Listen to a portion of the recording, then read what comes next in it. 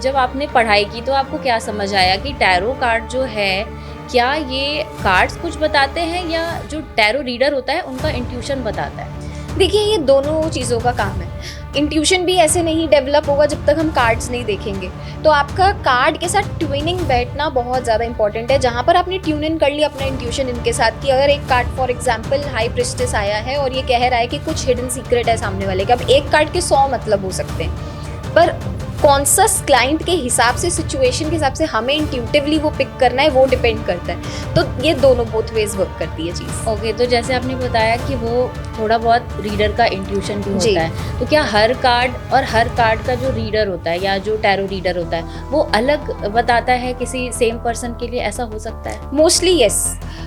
जिस भी आप रीडर पे जा रहे हैं, आपकी उस टाइम पर एनर्जी कैसी है सामने वाले पे भी डिपेंड करता है। अगर वो सबकॉन्शियसली रेडी नहीं है रीडिंग के लिए, वो फेथ नहीं कर रहा है, ये चीज़ें फेथ पे काम करती हैं। वो अपनी एनर्जी ही आपको अलाउन नहीं कर रहा कि आप उसकी एनर्जी पिक करो, तो आप कभी भी एक एक्यूरेट टैरो रीडर बन ही नहीं सकते कि आप एक्यूरेटली पिक ही नहीं कर सकते। तो जब तक अलाउंस ना आए तब तक आप एक किसी के लिए भी टैरो नहीं कर सकते हो। और फिर और भी नियम होते हैं कि इंसान सामने वाला बीमार नहीं होना चाहिए, हम खुद बीमार नहीं होने चाहिए। इसमें एनर्जी लगती है, एनर्जी बहुत ज़्यादा इसमें ड्रेन आउट होती है। तो ये भी कहा जाता है कि टैरो रीडर को 5 से 6 से ज़्यादा टैरो रीडिंग्स नहीं करनी चाहिए दिन की, क्योंकि फिर वो हम पे इफ़ेक्ट आने लगता है चीज़ों का। ओके, तो मतलब जो टैरो होता है वो फ्यूचर बताता है, ऐसा हम नहीं कह सकते? ये गाइड करता है। प्रेडिक्शन तो देखिए किसी भी चीज़ की नहीं निकल सकती, it's more of guidance and science. तो इसको क्या साइंटिफिकली एक्सप्लेन कर सकते हैं आप थोड़ा? देखिए, साइंटिफिकली इसकी एक्सप्लेनेशन नहीं है, ये सूडो साइंस में आता है जिसकी कोई भी ट्रेस ना हो। अब अगर आप एस्ट्रोलॉजी की बात करेंगे, एस्ट्रोलॉजी एक प्रॉपर विद्या है, एक प्रॉपर साइंस है, पर जो टैरो है वो सूडो साइंस में आती है क्योंकि वो इंट्यूशन पे वर्क करता है और अनफॉर्चुनेटली साइंस ने उतनी रिसर्च करी नहीं है इस चीज़ पे। ओके, तो सेम क्वेश्चन बार बार पूछने से क्या टैरो अलग अलग बातें बताता है? नहीं। ऐसा हुआ है कभी आपके साथ? नहीं, बिल्कुल भी नहीं। अगर वो टाइमलाइन के बीच में है, अगर 51 डेज एक एनर्जी शिफ्ट में हमें टाइम लगता है, 51 टू 71 डेज, अगर इसी के बीच वो सेम इंसान बार बार ही क्वेश्चन करे जा रहा है तो वो आंसर भी सेम निकल सकता है। बट येस, 51 डेज हमारी एनर्जी में शिफ्ट आता है। कहीं ना कहीं कभी हम हायर वाइब्रेशन पे चले जाते हैं, कभी लोअर वाइब्रेशन पे चले जाते हैं, तो आंसर चेंज हो सकते हैं।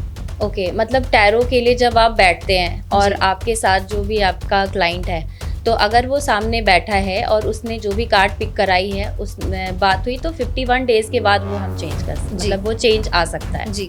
ओके, तो साइंटिफिकली आपने जो बताया इसमें थोड़ा और ब्रीफ में जाना चाहेंगे कि साइंटिफिकली अगर इसमें देखें तो जैसे आपने कोई रीडिंग करी किसी के लिए, तो क्या कभी ऐसा हुआ है कि वो सही प्रूव हुआ है हमेशा और आपको पता चला कि हाँ इन्होंने जो बोला था वो सही हुआ, ऐसा हुआ है आपके साथ? ये मैक्सिमम बेसिस पे होता ही है कि अगर आप किसी को गाइड कर रहे हो और वो गाइडेंस उसके फेवर में वर्क कर गई तो वो कहीं ना कहीं आके बताते ही हैं। सो जितने भी टैरो रीडर्स हैं उनका एक्यूरेसी रेट कम से कम 90% टू 95% आप देखेंगे कि टैरो कभी भी झूठ नहीं बोलता, वो हमेशा सही गाइडेंस, आपको सही राह ही दिखाता है।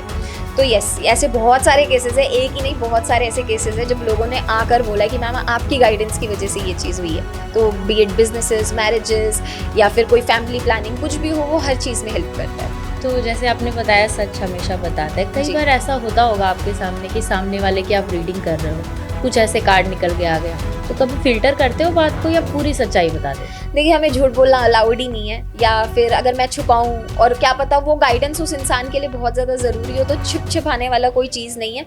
हाँ, लेकिन तरीका होता है कि अगर किसी चीज़ को मना भी करना है या कोई चीज़ बहुत ज़्यादा मोह लगा के बैठा है और वो उसके लिए बनी ही नहीं है, तो फिर हम तरीके से उसको बात को समझा देते हैं। वो हमारी टेक्निक है, वो डिप्लोमेटिक हमें आंसर्स देने ही पड़ते हैं इस लाइन में।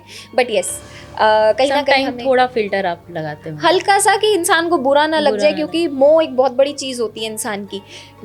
तो इसलिए कहीं ना कहीं आपको थोड़ा सा डिप्लोमेटिक आंसर्स, मैं फिल्टर नहीं बोलूँगी बट मैं डिप्लोमेटिक आंसर्स इसका जरूर जवाब दूंगी। तो कभी क्या आपने किसी के लिए प्रिडिक्ट किया है कि आपको प्यार में धोखा मिलने वाला, ऐसा कुछ होता है? ओ यस, ऐसे बहुत सारे केसेस हैं। आई मीन 90% केसेस यही आते हैं हम टैरो रीडर्स को कि हमारी इससे शादी होगी नहीं होगी, तो वो गाइड करना बहुत ज़रूरी होता है। और एक ऐसे ही सिमिलर केस था जब मैंने गाइड करा था कि एक लड़की थी एंड वो दूसरे रिलीजन के लड़के को डेट कर रही थी, वो भागने के लिए भी तैयार थी उसके साथ। और जब मैंने टैरो खोला तो मुझे उस लड़के के जब इंटेंशंस दिखे तो वो मुझे सही नहीं लगे। तो इसलिए मैंने कहा कि इट्स बेटर कि आप अपने ही रिलीजन में शादी करें और जो पेरेंट्स लाएं उसी में ही करें। एंड फिर गोइंग फर्दर 6-7 मंथ्स बाद उसको उसकी रियलिटी पता चली किसी के थ्रू, एंड फिर उसने बोला कि नहीं, आपने मुझे बहुत बड़ी आपदा आने से बचा लिया। तो मीन्स आपको एक बाउंड्रीज सेट करके चलना होता है जी। इसमें टैरो में। तो इसका कुछ और एग्जांपल अगर आप दे सके कि कभी आपने कुछ बाउंड्री सेट की कि कुछ भी है तो उसमें आपने उस तरह से सेट करके बात किया। यूजुअली पर्सनल लाइफ से रिलेटेड क्वेश्चंस जो होते हैं मैं उसमें बाउंड्री थोड़ा सेट करना पर्सनल समझती हूँ, क्योंकि मैं ये बोलती हूँ कि अगर कोई दो कपल है तो उनके बीच में नहीं बोलना चाहिए, क्योंकि जब वो लड़ रहे होते हैं तो वो गाइडेंस के तौर पे कुछ भी ले सकते हैं, फिर जब वो एक होते हैं तो फिर वो सामने वाला ही बुरा बनता है। एंड ये यूनिवर्सल फैक्ट है, अगर आप कहीं पे भी देखो तो वहाँ पर आपको कहीं ना कहीं बाउंड्री और न्यूट्रलाइज करने की चीज़ ज़रूरत है कि आपका ओपिनियन भी सही है और सामने वाले का भी ओपिनियन सही है, जो रीडिंग नहीं भी ले रहा उसका भी।